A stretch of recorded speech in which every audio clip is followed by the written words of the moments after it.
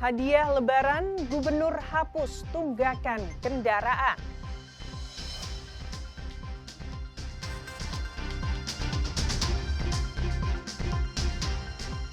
Diskon tarif tol 20% bagi pemudik.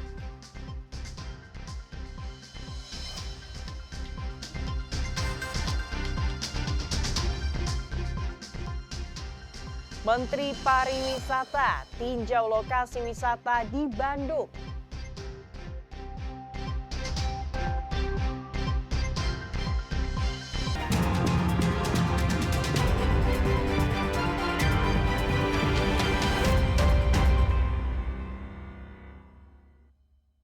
Selamat pagi saudara, selain ketiga informasi utama tadi, kami masih memiliki informasi menarik lainnya.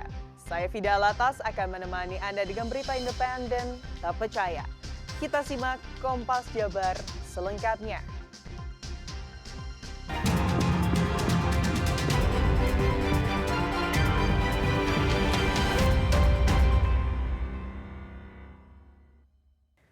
Saudara, kita awali Kompas Jabar hari ini. Pemprov Jabar beri hadiah Lebaran bagi masyarakat Jawa Barat.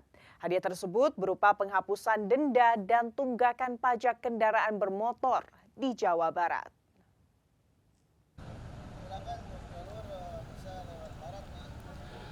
Pemerintah Provinsi Jawa Barat memutuskan untuk menghapus denda dan tunggakan pajak kendaraan bermotor sebagai kado Lebaran untuk masyarakat.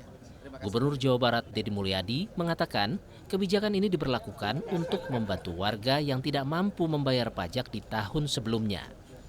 Berdasarkan data pemerintah, ada sekitar 6 juta wajib pajak yang menunggak di Jawa Barat. Kebijakan penghapusan denda dan tunggakan pajak ini berlaku mulai 20 Maret 2025 hingga 6 Juni 2025. Masyarakat hanya perlu membayar pajak kendaraan untuk tahun 2025 agar tunggakan di tahun-tahun sebelumnya dihapus. Logikanya jangan potensinya kehilangan, Pak. Mendapatkan yang baru. Kenapa? Orang tidak mau bayar pajak berikutnya karena dia nggak bisa bayar pajak yang tunggakan 2 juta. Dia tidak bisa bayar yang 2 makin gede hutangnya. Tapi kalau yang 2 juta dipotong, dia bisa bayar yang besoknya 250.000.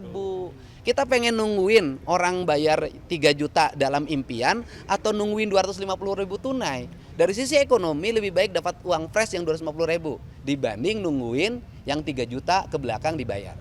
Ada berapa potensi wajib pajak yang terjadi? Kayak kalau keterangannya kan hampir 6 juta. Iya, makanya kan saya ngambilnya nggak tinggi-tinggi, udah deh daripada mikirin yang puluhan triliun itu, gitu kan, atau belasan triliun, lebih baik mikir sederhana aja. Sederhana, misalnya tahun ini kalau 6 juta bayar rata-rata 250.000, itu kan sudah lumayan tuh, 1,3 triliun tuh. 1,3 triliun nanti untuk meningkatkan infrastruktur jalan, kan berjalan pembangunan ini.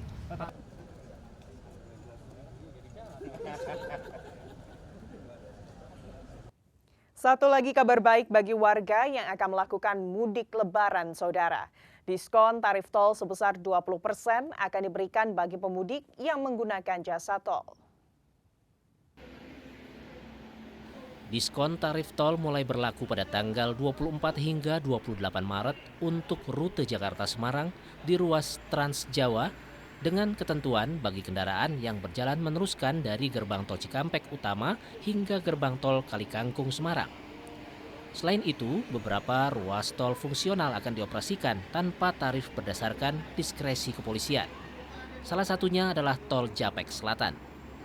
Diskon tarif tol ini diberikan sebagai stimulus bagi pemudik agar perjalanan lebih nyaman dan merata, sehingga bisa mengurangi kepadatan pada puncak arus mudik yang diprediksi akan terjadi pada 3 hari sebelum Lebaran. Dan juga dari kami memberikan stimulus dalam rangka periode Lebaran tahun 2025, yaitu potongan tarif tol. Potongan tarif tol ini akan kami jelaskan nanti di slide berikutnya, namun untuk di awal kami perlu beritahukan itu terjadi di tanggal 24 Maret sampai dengan tanggal 28 Maret jam 5 pagi. Jadi kami Jasa Marga Trans Jawa Tol sebagai bagian dari Jasa Marga Group memberikan 4 hari potongan tarif tol dari Jakarta Cikampek dari Jakarta Cikampek, MBZ gitu ya, termasuk juga nanti dari Kali Kanci, Semarang habis sampai dengan Kali Kangkung. Hari Raya Idul Fitri 1446 Hijriah diperkirakan jatuh pada 31 Maret dan 1 April 2025 berdasarkan kalender Hijriah Kementerian Agama. Pemerintah menetapkan cuti bersama selama 4 hari disertai kebijakan work from anywhere bagi ASN pada tanggal 24 hingga 27 Maret 2025 untuk mengurangi kepadatan arus mudik. Adi Wahadi, Kompas TV, Karawang, Jawa Barat.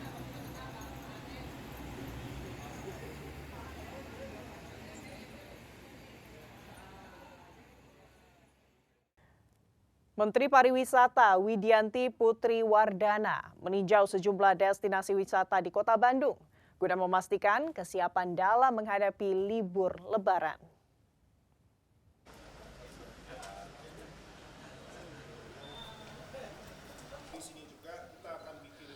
Didampingi Wali Kota Bandung Muhammad Farhan serta Kepala Dinas Pariwisata Provinsi Jawa Barat Beni Bahtiar.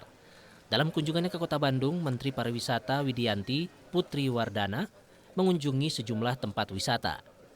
Lokasi pertama yang dikunjungi adalah kampus serta Hotel Politeknik Pariwisata Enhai yang berada di kawasan Setiabudi Bandung.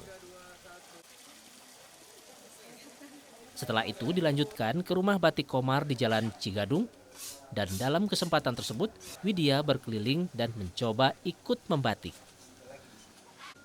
Setelah itu, Menteri Pariwisata Widianti Putri berkunjung ke Rumah Seni Ropih di Jalan Braga. Widianti menanyakan kesiapan pemerintah Kota Bandung dalam menghadapi libur Lebaran 2025, terutama terkait kemacetan di kawasan wisata, seperti di Asia Afrika dan Jalan Braga. Berbincang-bincang mengenai persiapan Bandung untuk menerima wisatawan saat ini. Kami tadi sudah mengunjungi Politeknik Pariwisata, melihat-lihat kelas dan bertemu dengan mahasiswa. Di sana juga kami melihat hotel ya, hotel Enhai. Ya, itu bagus sekali untuk teman-teman yang datang ke Bandung. Sekalian anak politeknik bisa praktek. Wali Kota Bandung Muhammad Farhan menegaskan bahwa Kota Bandung siap menyambut wisatawan selama libur Lebaran mendatang. Farhan memastikan pihaknya akan bekerja maksimal agar wisatawan merasa nyaman.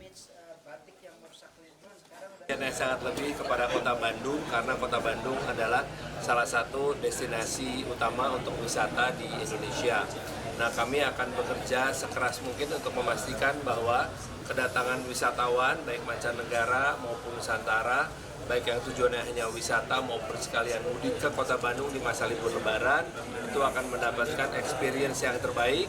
Kami akan bekerja keras bersama jajaran dinas, jajaran camat, bahkan para anggota DPRD dibantu sama pemerintah Provinsi Jawa Barat itu memastikan bahwa semuanya akan nyaman, aman, dan bahagia. Menpar Widianti Putri menilai potensi pariwisata di Bandung sudah siap untuk naik kelas menjadi destinasi internasional. Diharapkan didukung dengan infrastruktur yang memadai. Sunandar, Kompas TV, Bandung, Jawa Barat.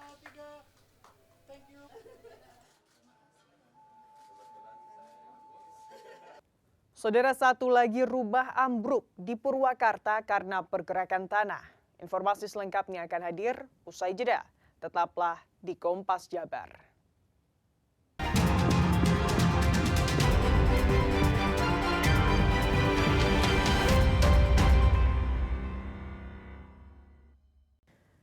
Satu unit rumah warga di perumahan Dian Anyar Purwakarta kembali ambruk akibat pergerakan tanah. Pemilik rumah yang melihat bangunan rumahnya luluh lantah jatuh pingsan.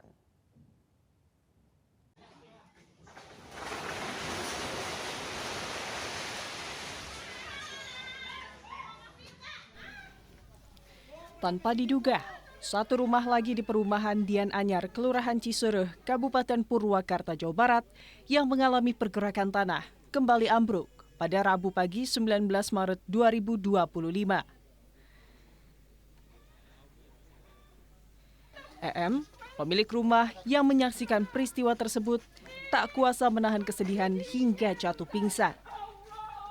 Rumah EM berada persis di samping rumah Fauzan yang pada Selasa sore 18 Maret 2025 lebih dahulu ambruk. Pak, ini kelihatannya masih gerak-gerak, Pak. Iya, dari semalam juga udah gerak. Tadi pagi subuh juga saya biasa, Pak. Habis sahur itu turun. Itu semalam itu jam 12 belum setinggi itu turunnya, Pak. Pak, barusan yang pingsan istri atau? Bukan, ini yang punya rumah ini. Sebelah? Sebelah ini yang punya. Tetangga berarti? Iya, tetangga. Pak siapa? Ibu siapa? Ibu EM Rohaini. Dia juga terdampak siapa ya? Terdampak ini. Itu 2 rumah ya Pak yang ambruk? Jadi 2 rumah. Ini Bu EM, ini saya Fauzan, Pak Fauzan. Ambruknya 2 bangunan rumah diduga karena rumah itu didirikan di lahan urugan. Kondisi diperparah dengan kondisi curah hujan tinggi yang mengguyur wilayah Purwakarta selama beberapa hari terakhir. Saat ini para korban terdampak terpaksa mengungsi ke sanak saudara. Henry Irawan, Kompas TV, Purwakarta, Jawa Barat. Sementara itu, saudara, warga berdesakan antre sembako murah yang digelar oleh Dinas Perdagangan Provinsi Jawa Barat di kantor Kecamatan Gedebage, Kota Bandung. Mereka bahkan rela antre hingga berjam-jam.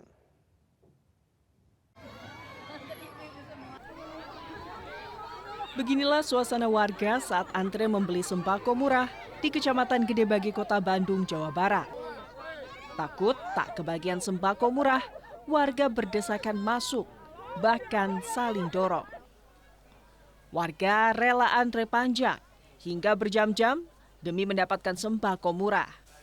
Dengan harga Rp72.000, warga bisa mendapatkan 5 kg beras, 1 kg gula, tepung, serta 2 liter minyak goreng.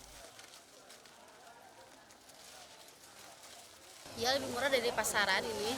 Harga setengah harga ini aja. Jadi harga mulai normal.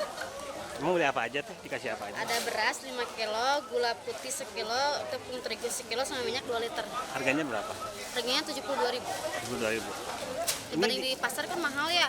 Beras sama itu juga udah hampir ada 100-an ya. Kalau di sini alhamdulillah ada harga murah, jadi ngantri aja, nggak berbayar ngantri lah, lumayan. Ngerasa terbantu nggak? Alhamdulillah terbantu. Ini nyantri dari jam berapa tadi? Dari jam 7, sekarang udah ada 2 jam mungkin. Iya. Kepala Dinas Perdagangan Jawa Barat, Noneng Komaranengsih mengatakan, operasi pasar bersubsidi ini digelar untuk menstabilkan harga di pasaran, di mana harga kebutuhan pokok meroket setiap memasuki Ramadan dan jelang Lebaran. Dengan adanya tadi, tolong videoin pun. Masyarakat merasa lebih tenang karena dari empiris ya, dari empiris yang kita terima, kita lihat dalam beberapa tahun belakang adalah menciptakan rasa tenang pada masyarakat sehingga tidak ada lagi panik untuk membeli yang biasanya disebabkan adanya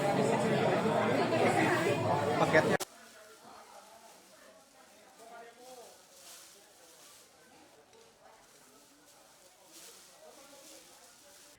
Meski tengah menjalani proses hukuman akibat perbuatannya, namun semangat warga binaan tak begitu saja menghilang. Tembok penjara yang membatasi mereka seolah tak berarti untuk mereka tetap berkarya. Seperti yang terlihat di Lapas Kelas 2A Perempuan Sukamiskin Bandung. Antusias warga binaan terlihat saat mengikuti pelatihan menggambar membuat pola batik.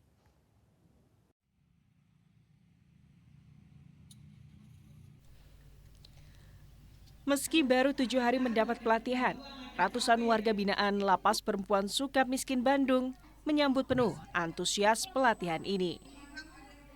Sebagian terlihat belum memahami cara menggambar tema batik. Namun diakui warga binaan, kegiatan yang baru pertama kali digelar ini menjadi bekal keterampilan untuk mereka apabila nanti kembali ke lingkungan masyarakat setelah bebas menjalani proses pidana. Nantinya, hasil karya mereka akan dikomersilkan dan hasilnya akan dibagikan kepada mereka. untuk pembinaan kemandirian yang kita laksanakan, yaitu pelatihan membatik yang baru sekitar 7 atau 8 hari ini dilaksanakan. Tujuannya sebenarnya untuk memberikan bekal keterampilan kepada warga binaan. Jadi harapannya setelah warga binaan ini kembali ke masyarakat telah memiliki bekal keterampilan yang pada akhirnya nanti dapat dimanfaatkan untuk meningkatkan kesejahteraan mereka. Namanya excited sih, cuman nggak pede aja, pasti banyak saingannya kan, pasti banyak yang lebih bagus, cuman jadi pengalaman aja nantinya. Pesan aku ya luar biasa gitu. Ya dapat ilmu baru ya kan, bisa ngasah potensi lagi gitu, yang tadinya potensinya cuman segini bisa jadi banyak, karena kita kan sama banyak orang di sini, kita bisa ngeliat, belajar. Pelatihan pembuatan batik ini diadakan sebagai bagian dari pembinaan kepada warga binaan agar dapat melatih kemandirian diri sekaligus menjalankan program Presiden yang membantu menciptakan lapangan kerja bagi warga binaan saat mereka bebas nanti. Mereka sudah memiliki satu keterampilan. Lapas kelas 2 Perempuan Bandung dalam rangka kegiatan Lomba Desain Kreasi Batik bagi warga binaan. Tentu kegiatan ini sebagai salah satu implementasi 13 program akselerasi Bapak Menteri Imigrasi Pemasyarakatan, yaitu terkait dengan ketahanan pangan dan mendorong warga binaan untuk pemberdayaan UMKM. Ini sebagai wujud nyata dan alhamdulillah ini kebetulan di belakang saya ini sebagai salah satu karya warga binaan. Karya kain batik warga binaan ini nantinya akan dijual secara umum di galeri yang tersedia di lapas, serta memanfaatkan hasil karya mereka untuk menjadi salah satu bahan batik yang akan digunakan pegawai dan juga Dirjen Pasca Kanwil Kumham di Jawa Barat. Abdul Rahim, Kompas TV, Bandung, Jawa Barat.